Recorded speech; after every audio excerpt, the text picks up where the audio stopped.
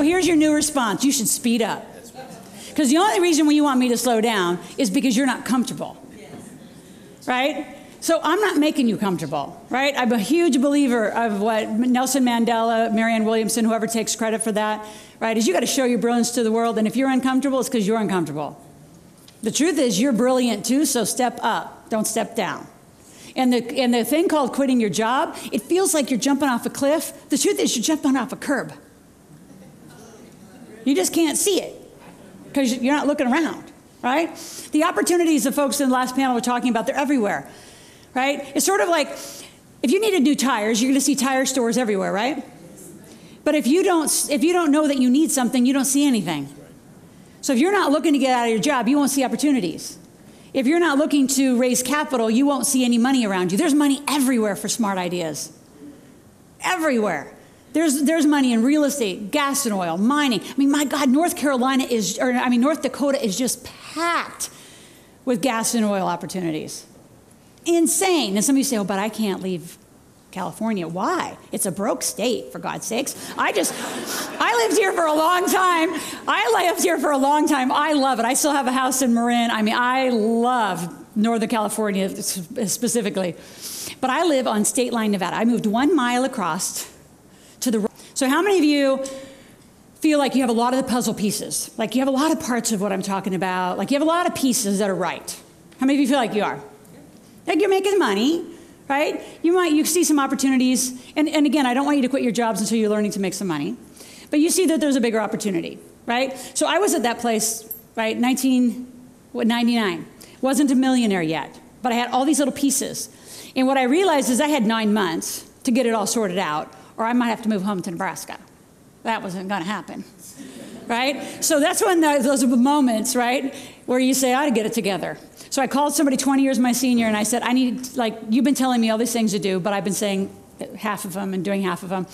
So I said, I need to get it all in the right order, and I need to become a millionaire because I need to hire a nanny, I need to get my life supported, I need to figure this out, how I'm going to be a single mom and still do this work. So in 6 months, I became a millionaire.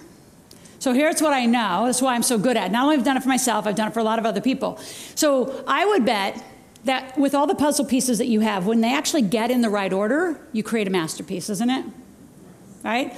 So the gift that I give to you is my ability to sequence you in the right order. And that's what we're going to get to. I'm going to get to how do you sequence your business? How do you sequence yourself out of those jobs? So I'm getting to those 2 answers, right? But I'm going to kind of take it through in order.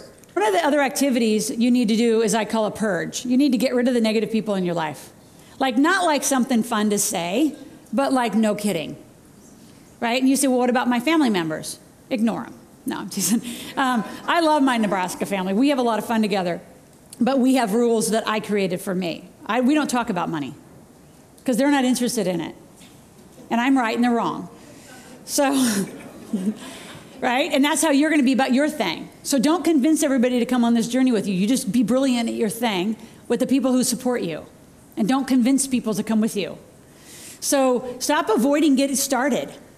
Like some of you, I know we're going to meet you in the next, while into the early afternoon, but you're going to say, Laurel, I'm not ready. What are you getting ready for? Have you ever noticed like you don't really get to get ready? Like I never got to get ready to have my son. You just kind of, hello. Say yes and figure out how. For all of you, you've done it. Here's one area I know you've all done it. If you're a parent, you do it every day. You don't have a manual to figure out how to raise these things. Right? You just said yes and figured out how to get it done. So don't tell me you don't know how to do it, and don't tell me you need to like get ready. All right?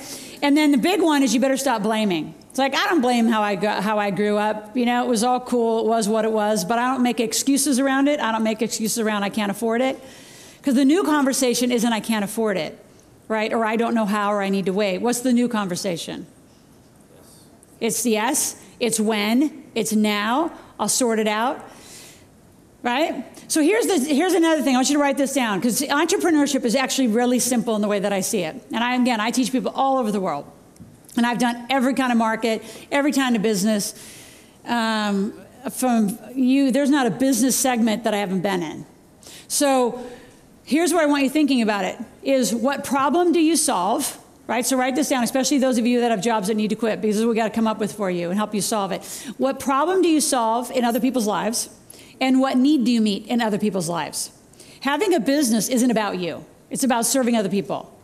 So if you're solving problems and meeting needs, aren't you going to make some money?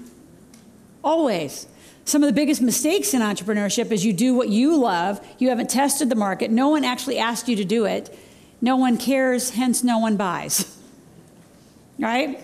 So, there are 6 functions we're shifting. So that's the mindset part. You got to say yes, you got to figure out how, you've got to stop tolerating and really take a huge inventory and purge your life. You willing to do that? Yes. Like, really? Yes. Yeah.